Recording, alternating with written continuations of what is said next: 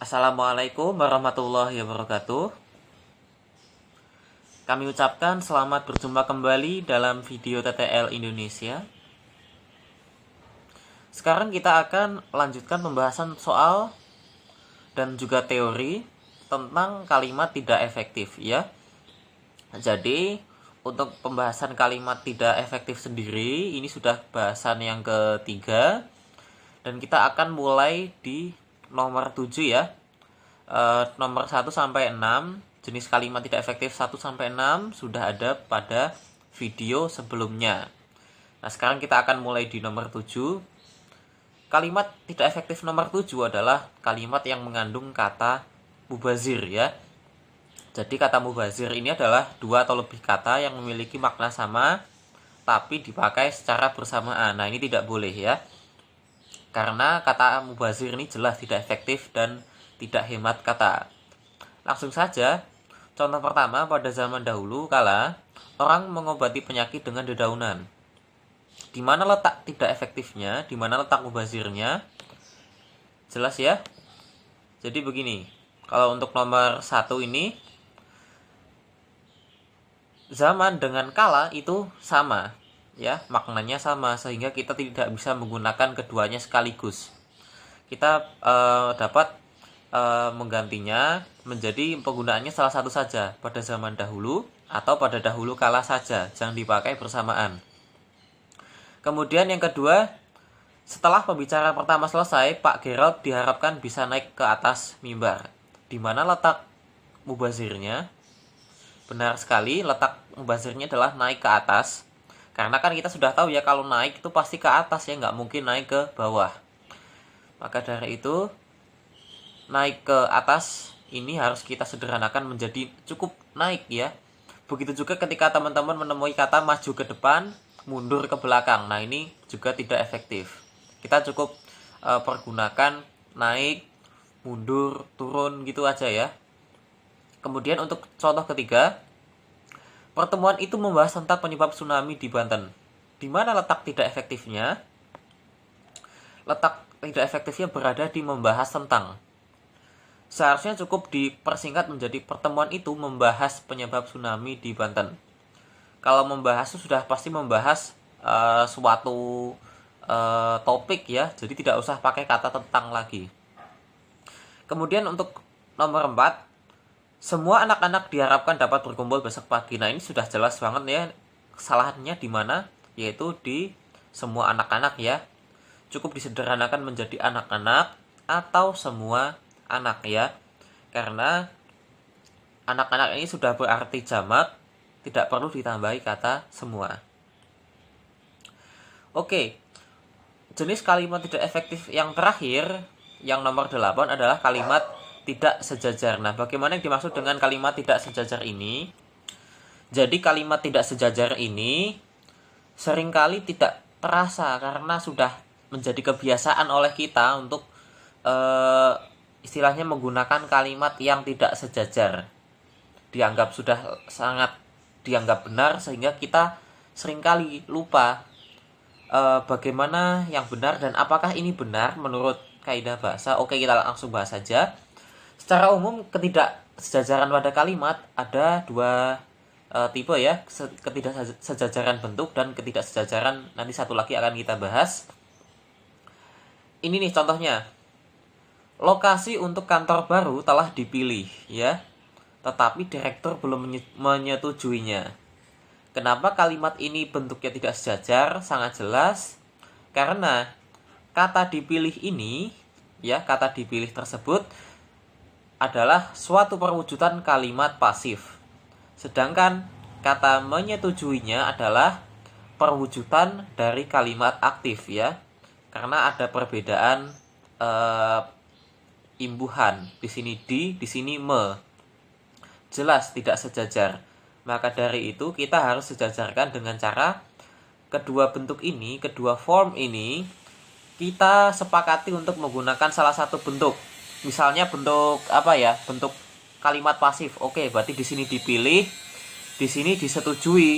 Jadi jangan sampai di sini dipilih, di sini menyetujui. Nah, ini kan tidak sejajar. Kita harus samakan pasif-pasif, aktif-aktif. Sehingga kalimat yang efektif semestinya lokasi untuk kantor baru telah dipilih, tetapi lokasi itu belum disetujui direktur. Sama-sama di, ya, sama-sama pasif. Lanjut, kita ke bentuk tidak efektif selanjutnya, masih dalam ketidaksejajaran bentuk. Di sini dikatakan pihak travel tidak bertanggung jawab apabila terjadi kerusakan dokumen dan hilangnya barang. Nah, kenapa kalimat ini tidak efektif? Sekarang kita analisis. Di sini dikatakan kerusakan dokumen, berarti dokumennya rusak, dokumen rusak. Di sini hilangnya barang, berarti barangnya hilang. Kan kedua kejadian ini kan setara kan? Kenapa setara? Karena menggunakan konjungsi dan. Berarti bisa terjadi bersamaan. Tetapi kenapa tidak efektif? Karena dalam kesetaraan dua kejadian ini menggunakan imbuhan yang berbeda. Di sini kata rusak menggunakan imbuhan ke dan an, jadi kerusakan. Sedangkan pada kata hilang di sini menggunakan imbuhannya. Seharusnya karena kedua kejadian ini setara, maka imbuhannya pun harus sama. Jadi di sini kerusakan menggunakan imbuhan ke dan an. Di sini kata hilang juga harus menggunakan imbuhan ke dan an. Sehingga kalimat yang benar adalah bla bla bla bla, terjadi kerusakan dokumen dan kehilangan barang. Karena kedua kejadian ini setara. Kemudian contoh berikutnya adalah ketidaksejajaran makna. Nah, ini yang paling sering salah, tapi sebenarnya paling tidak terasa di mana salahnya. Oke, langsung saja, saya tidak memperhatikan dan mempunyai kepentingan terhadap masalah itu. Kenapa kalimat atas ini tidak sejajar maknanya? Oke, jadi kita tuh sering kali pelit ya, terutama pada kata tidak. Karena kalau bentuk kalimatnya seperti atas ini rancu. Artinya saya tidak memperhatikan, tetapi saya mempunyai kepentingan. Lah ini kan aneh. Seharusnya kalau saya tidak memperhatikan, berarti saya juga tidak mempunyai kepentingan. Nah, kata tidak ini harusnya ditulis dua kali. Jadi sebelum kata memperhatikan ini ada kata tidak, dan sebelum kata mempunyai ini ada kata tidak. Sehingga kalimat yang benar adalah saya tidak memperhatikan dan tidak mempunyai kepentingan terhadap masalah itu. Jadi teman-teman jangan pelit untuk menulis kata tidak dalam kasus ini. Oke teman-teman, kita sekarang latihan soal. Kita ingat-ingat kembali ya 8 bentuk kalimat tidak efektif yang telah kita pelajari pada video-video sebelumnya. Oke, langsung saja. Ini teman-teman jawabannya yang mana? Boleh pause dulu kalau teman-teman mau. Oke, jawabannya adalah kalimat yang tidak efektif adalah kalimat nomor 4. Kenapa tidak efektif? Teman-teman ingat bentuk kalimat yang tidak lengkap ya. Kalimat itu harus terdiri atas subjek dan predikat paling minimal. Dalam kalimat 4 ini tidak jelas mana subjeknya. Seharusnya diberi subjek, misalnya selain itu PT KAI Indonesia menjalankan peraturan gubernur bla bla bla bla, atau setidaknya selain itu hal ini untuk menjalankan peraturan. Ya, semoga jelas. Tidak efektif karena tidak ada subjek.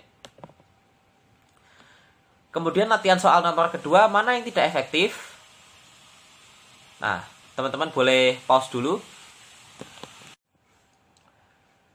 Oke, langsung saja jawabannya adalah yang apa nih? E ya. Nah, kenapa kalimat 1, 2, 3, dan 4 ini semuanya tidak efektif?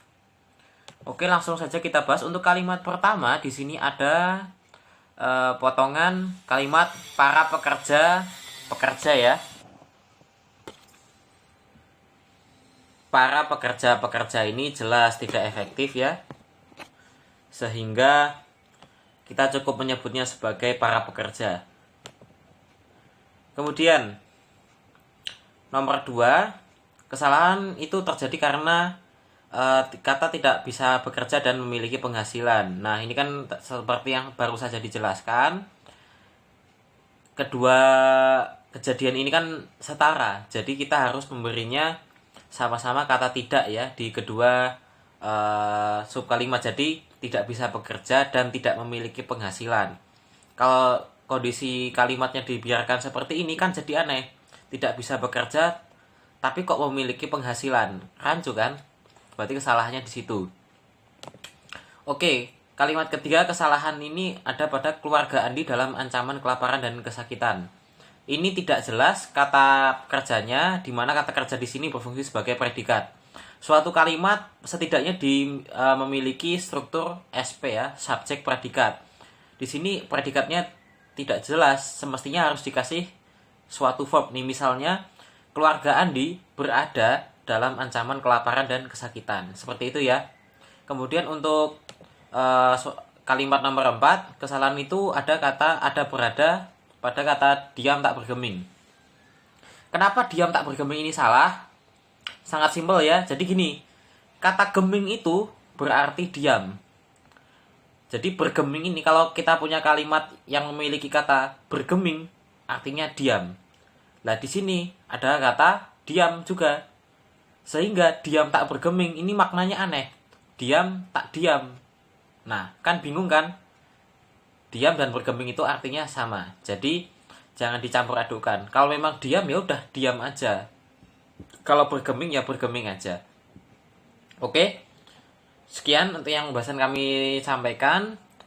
Semoga bermanfaat. Wassalamualaikum warahmatullahi wabarakatuh. See you next time.